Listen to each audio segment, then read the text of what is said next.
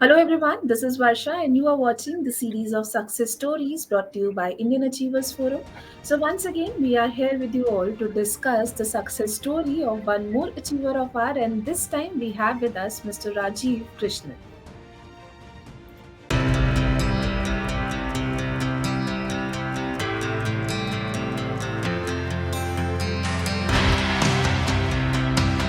Indian Achievers Forum is driven by a full-fledged advisory board.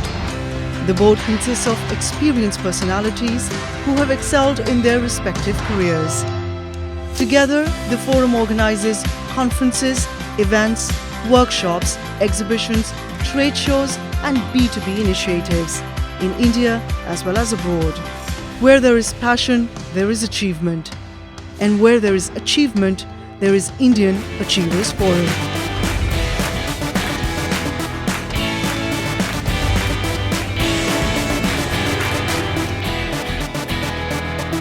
Hello sir, how are you? Good, Varsha. Good to see you. How are you? Very good sir, thank you so very much. So before we start the conversation, tell us a bit more about yourself as in who you are and what you do.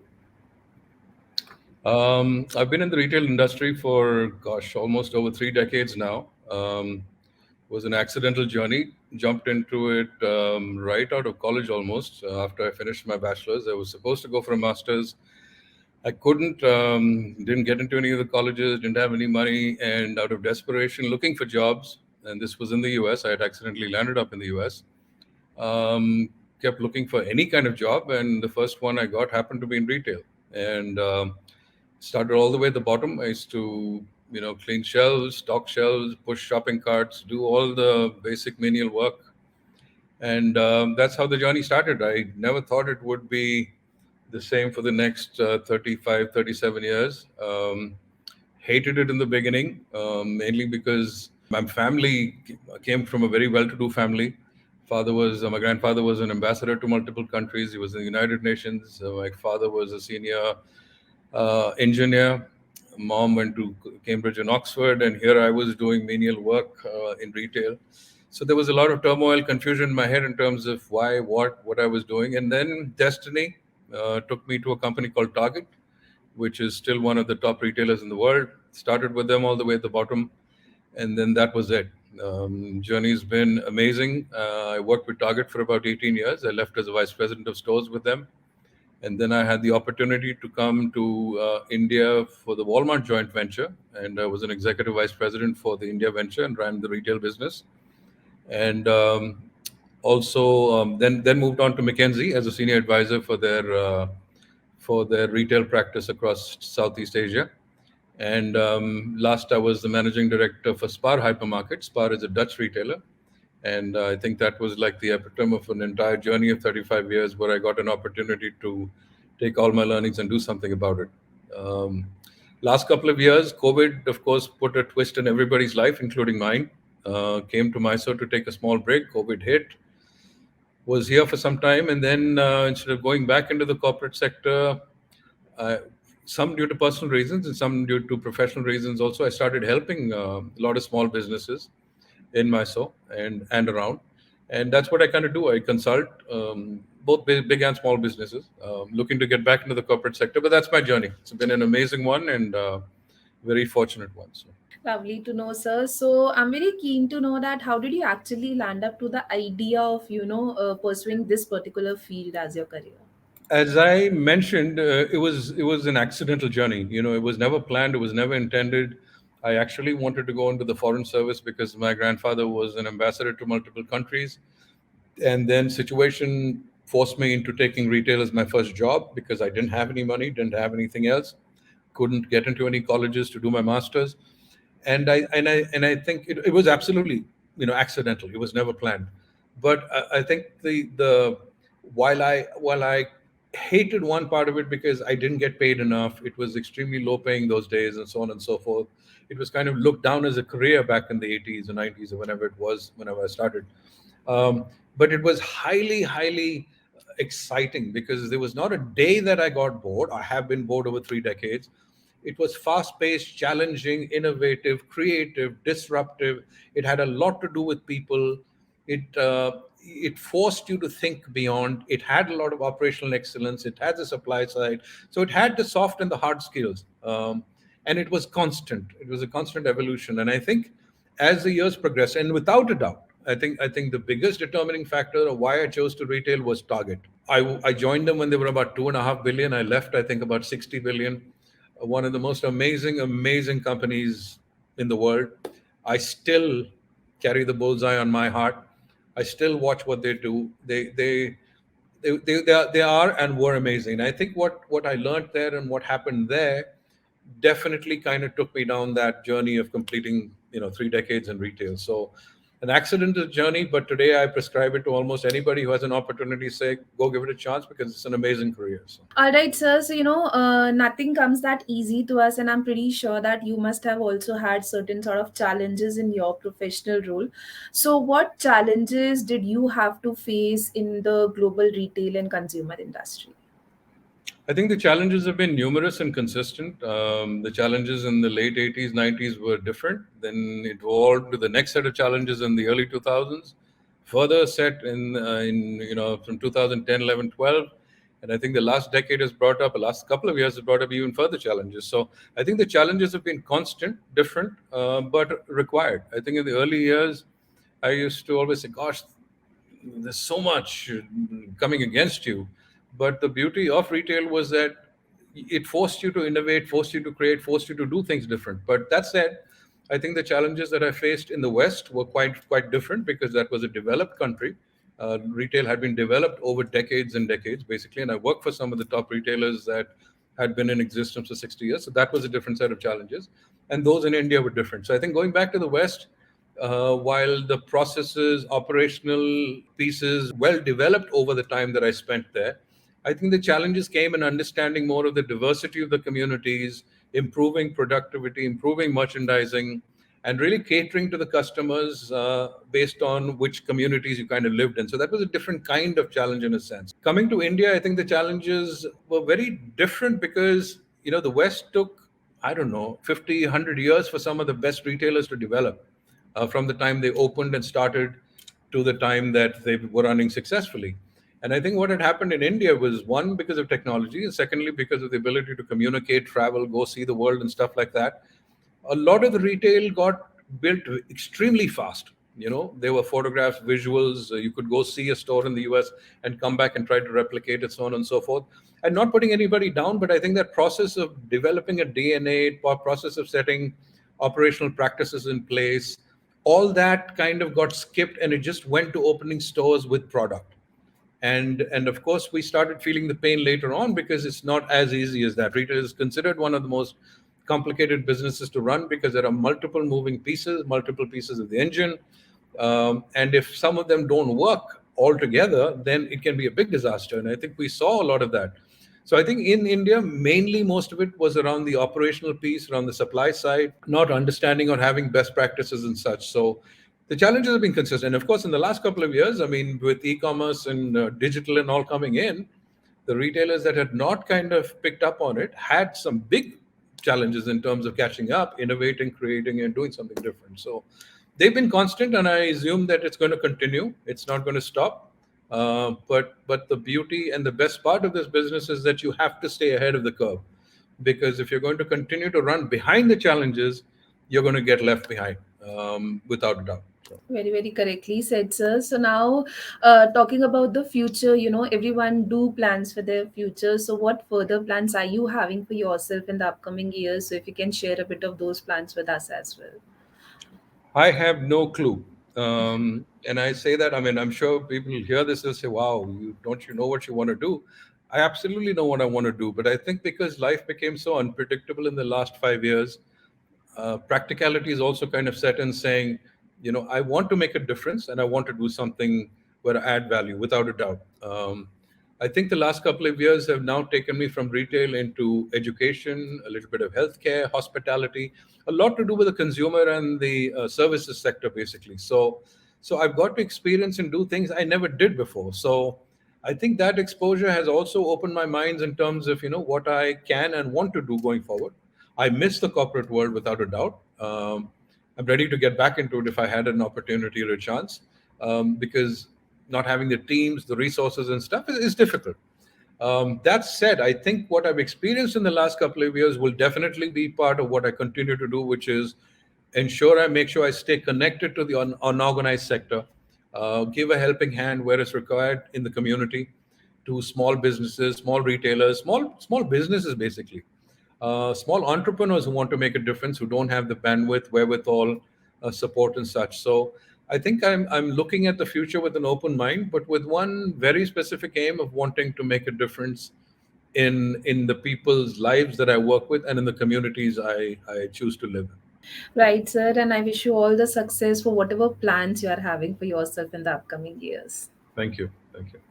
Right. So now comes the question which I was literally, waiting to put forward to you. And that is, what are your feelings on winning this Glory of India award for yourself? As in, how did you actually celebrated the news when you got the information that you have won this for yourself?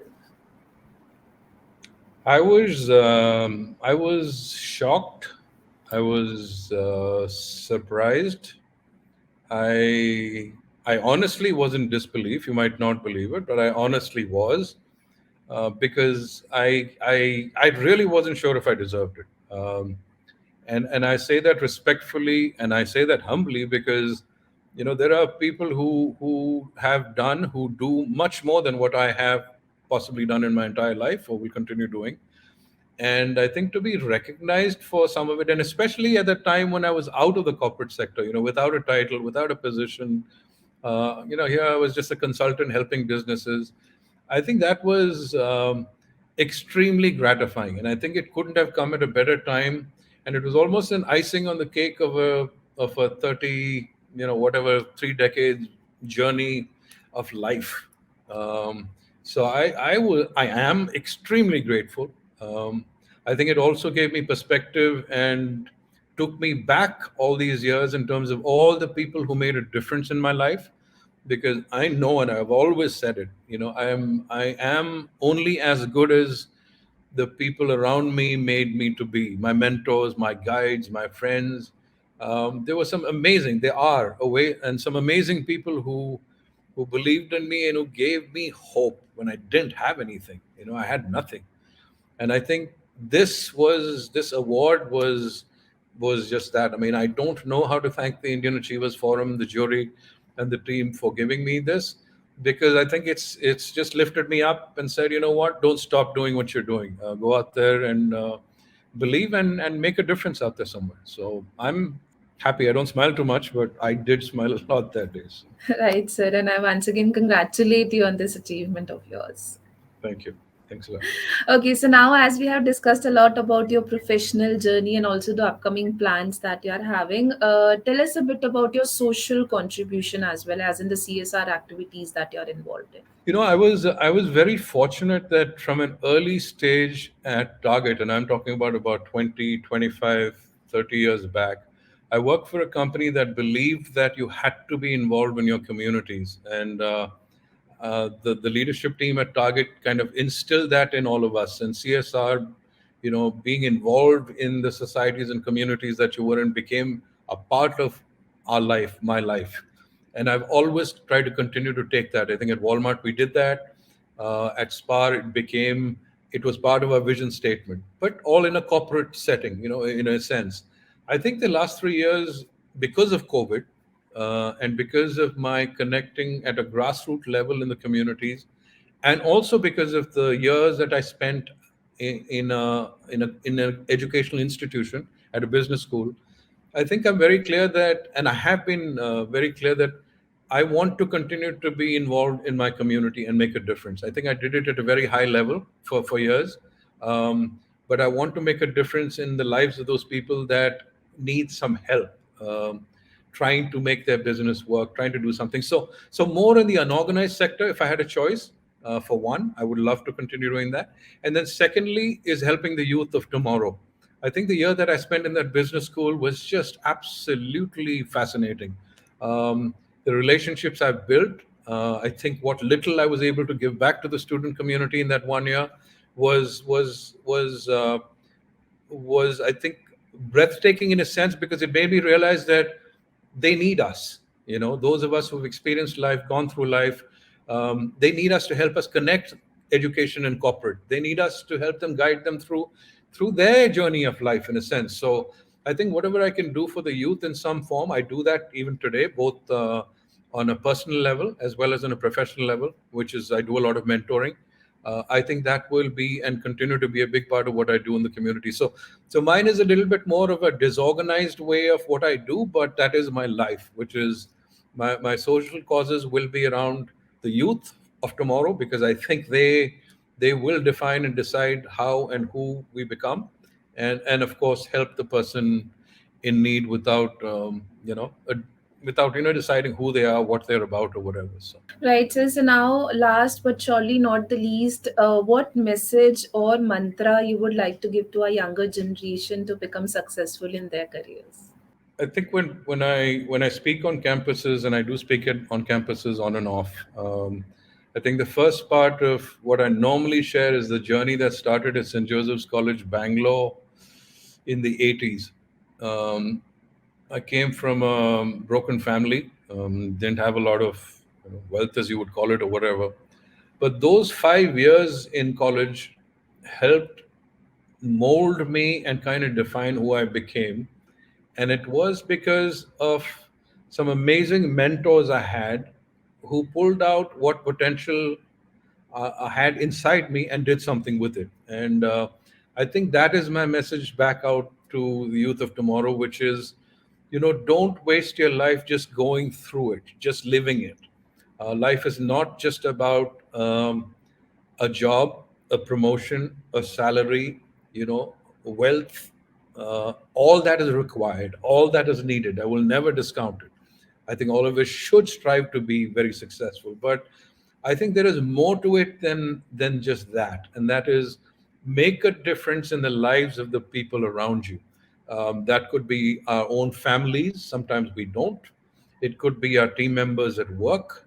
It could be somebody I'm close to, may not even know, but could be a team member at work. And more importantly, in our communities around us. I mean, I think last 3 years, because I've had more time to go around and spend, I noticed that we would all just walk past people, walk past situations where somebody needed a helping hand of sorts. So I would tell the youth of tomorrow, you know what, and maybe this is philosophical, but I'm being very practical about it, which is make a difference and do something. You could be an introvert, you could be an extrovert, doesn't matter. I've always believed that every single human being has something to give, has some potential. It could be different, and how it comes out could be different. But in your own small, strong way, go out there, believe in yourself, and do something. Put a smile on one person's life. And if you can continue to do that over a period of time, trust me, it's one of the most gratifying things that you can ever possibly do. Because at the end of the day, when you, me first, whoever, when we go up for the final journey, we are not going to take our title, our position, our bank account, our clothes, our materialistic, nothing. I think we leave back memories, and you hope that somebody or a group of people are standing there to saying, you know what, he or she made a difference in my life. I think that's worth the special journey. So believe in yourself, go out there, have fun, and make a difference. And that's a great piece of advice, I must say, sir. So, thank you so very much for joining with us today. It was lovely talking to you, and I wish you all the success for all your future endeavors, and may you continue to inspire us the way you are doing. Thank you so very much for your time. Thank you, Varsha. Thank you so much. And I think in closing, I would like to thank the Indian Achievers Forum. Um, for your amazing work. I have not met any of you. I don't know any of you personally, but I think what you're doing is one of the biggest inspirations out there, because everybody's striving hard to do something special to make a difference. And I think a lot of times we just go through life and nobody even gives us a pat on the back for whatever it's worth. And I think what you're doing is going to lift up that piece of life to another level. And very grateful and extremely, extremely, extremely thankful. So thank you so much. Take care. Thank you so much, sir.